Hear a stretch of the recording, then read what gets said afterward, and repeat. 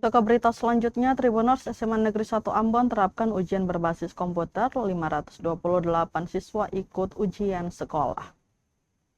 SMA Negeri 1 Ambon melaksanakan ujian sekolah tahun ajaran 2025-2026 pada 13 sampai dengan 24 April 2026.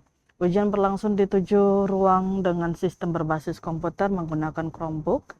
Sebanyak 528 siswa dari 15 kelas mengikuti ujian yang dibagi dalam 3 sesi setiap hari, yakni pukul 7 sampai dengan 9 waktu Indonesia Timur, kemudian 9.30 sampai dengan 11.30 waktu Indonesia Timur, dan 12 sampai dengan 14 waktu Indonesia Timur. Kegiatan diawali dengan menonton sambutan Kepala Dinas Pendidikan Kota Ambon melalui papan interaktif sebagai motivasi bagi siswa. Kemudian dilanjutkan dengan pemantauan di ruang ujian oleh Kepala Sekolah, Dr. Randa E. Laturiu, dan pengawas dari Dinas Pendidikan Provinsi Maluku, Dr. Randa S. Paliama.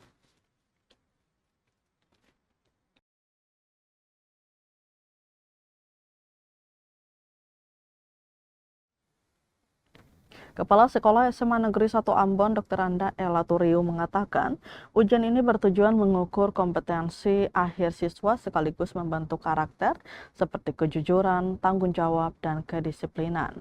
Ia berharap seluruh siswa mengikuti ujian dengan penuh integritas dan semangat sehingga tidak hanya meraih hasil akademik yang baik tetapi juga memiliki karakter yang kuat sebagai bekal masa depan. Dari luar bisa langsung lihat di sini yang sekolah punya, biar tidak mengganggu di kelas-kelas. Sementara yang di ruangan-ruangan itu ada Zoom yang nanti sesi 1 di ruang 1 nanti ganti-ganti setiap sesinya. Sehingga semua sekolah se-Provinsi Maluku 412 sekolah tanggal 20 kecuali SMA 1 sampai 24 ada. Nah, saya berharap ikuti dengan